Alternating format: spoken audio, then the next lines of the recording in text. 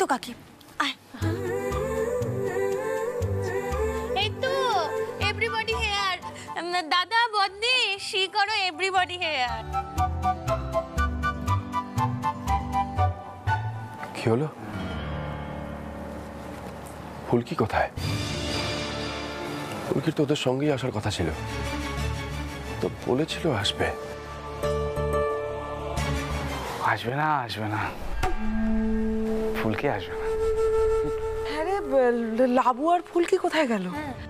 আমরা গাড়ি পাঠিয়েছি, আসলে লাবুর শাড়িতে কি একটা অসুবিধা হয়েছে, গন্ডগোল হয়েছে, এই জন্য ফুলকি ওখানে আছে, ওরা আসছে। বুঝো কাণ্ড।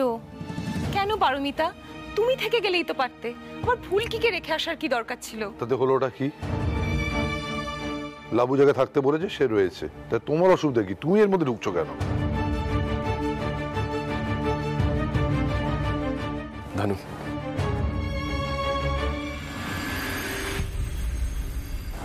দিদির সাথে ফুলকির সব মিটে গেছে? এত বড় কাণ্ডটা হলো কি করে? কি জানি, আমরা তো আগেই বেরিয়ে এসেছিলাম।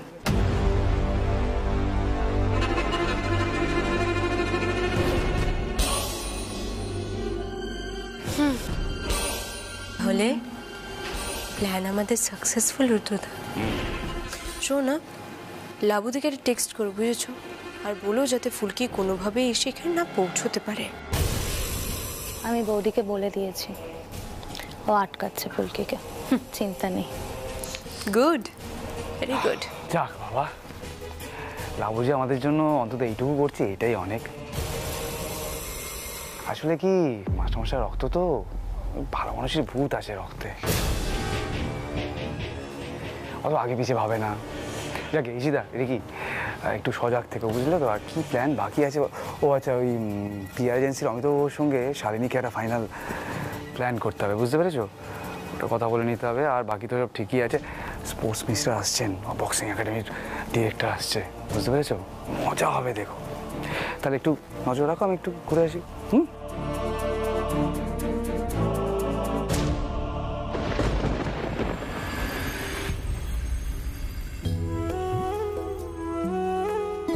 দি ভাই, একটু আরাম লাগছে? আচ্ছা ফুলকি, তোমার এই নাচ গান, পার্টি করা, তারপরে এই হই হুল্লোড়, এগুলো খুব ভালো লাগে, তাই না? হ্যাঁ দি ভাই, খুব ভালোবাসি। আজকের এই পার্টিটাতে যেতে খুব ইচ্ছে করছিল, তাই তো? হ্যাঁ, আসলে জানো তো দি ভাই, আমি আগে কখনো এরকম জায়গায় যাইনি। আচ্ছা দি ভাই, ওখানে সবাই খুব মজা করে, তাই না? নাচ গান করে সবাই।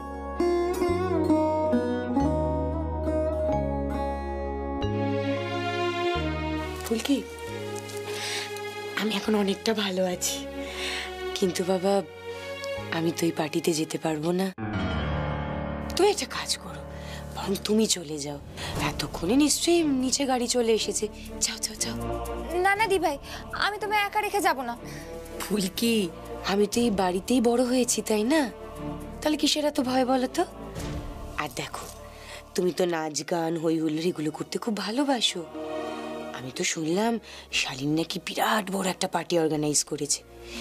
দেখো, আমি একদম ঠিক থাকবো, কোনো অসুবিধা হবে না আমার। তুমি খামোকা কেন যাবে না বলো তো? যাও যাও যাও, তাড়াতাড়ি করে চলে যাও। না না, আমারও যাওয়ার দরকার নেই। ফুলকি, আমি কিন্তু আবার রাগ করবো। আচ্ছা আচ্ছা, ঠিক আছে, আমি যাচ্ছি।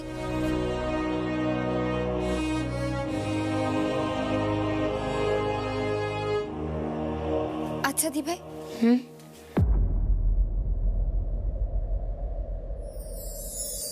তুমি আমায় ছুঁয়ে কথা দাও, তুমি আমার উপর আর রাগ করে থাকবে না।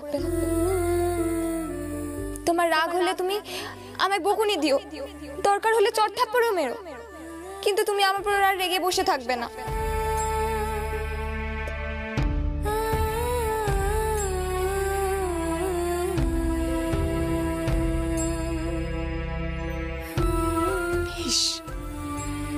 তাই হবে। মিষ্টি দিবে। আচ্ছা ঠিক আছে, দেরি করুন না, তাড়াতাড়ি।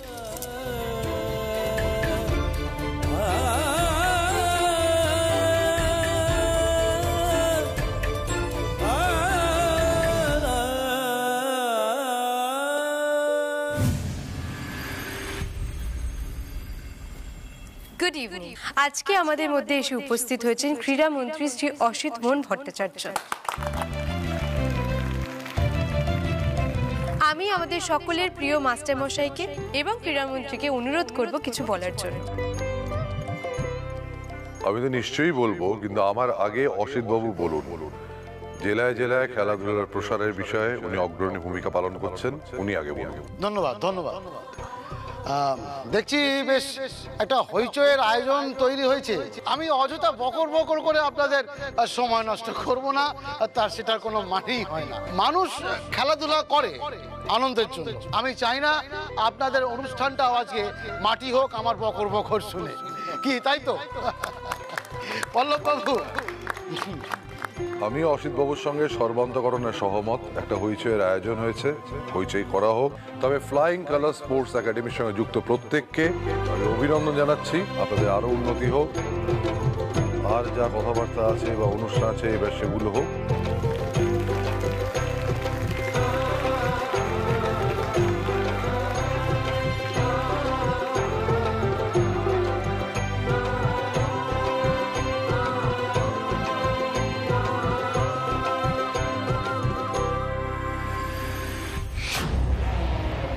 খাওয়ার ব্যবস্থা করো, সবাইকে বিদায় করতে হবে তো, এতক্ষণ থাকলে কি করে হবে?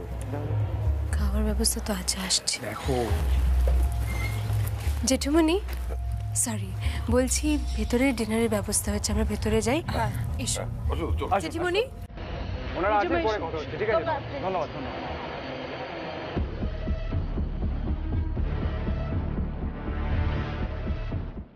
তবে যাই বলিস না কেন, ঈশিতা কিন্তু স্মার্ট, আমার মতন ভেদা না। দেখলি কিরকম লাইমলাইটটা নিল, ও জানে, জানিস তো। সত্যি কথা বলতো ছোটদা ভাই, তোর ভালো লাগছে নাকি হিংসে হচ্ছে রে? আরে অ্যাবসলিউটলি ভালো লাগছে ধানু। শোন, দাদা না ঈশিদের দিকে প্রচন্ড ভালোবাসে, তাই ও যা করে সেটাই ভালো লাগে ওর। ভালো না লেগে কোনো উপায় আছে? যা মেজাজ তার, ফুলকি না যে আমাকে মান সম্মান দেবে। আর শোন, রোহিতেরও একই অবস্থা ছিল যখন শালিনীর সাথে বিয়ে হয়েছিল, বুঝলি? এখন ফুলকির উপর হম্বিতম্বি করে কি হবে? কিছু হবে না। হঠাৎ করে শালিনী দিয়ে একটু বেশি পাল্টে গেছে না রে? অদ্ভুত লাগছে ব্যাপারটা। আরে ফুলকিটা না ফোন ধরছে না, এদিকে গাড়িও চলে গেছে, কখন যে আসবে কে জানে।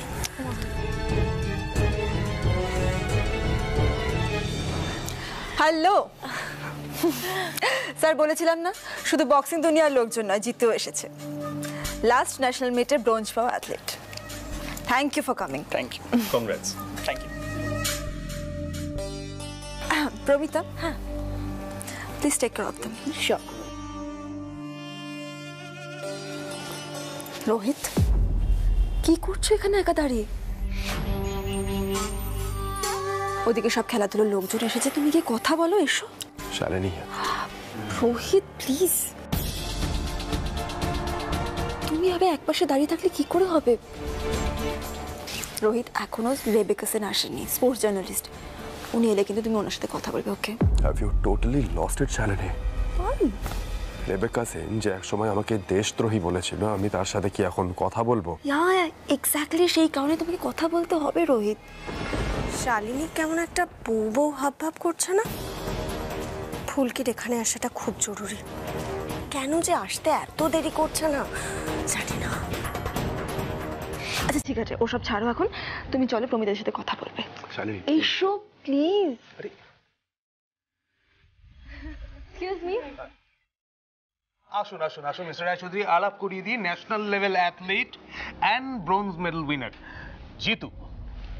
মিস্টার রায়চৌধুরী।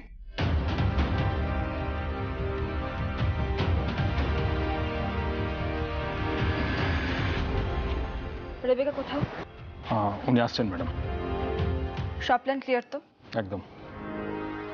রোহিতকে নিয়ে আমি ঢুকবো, রেবেকা সেনের সাথে কথা বলতে শুরু হবে, ঠিক সেই সময় আমি পা বেঁধে পড়ে যাওয়ার ভান করবো। আর তো থ্যাংক ইউ।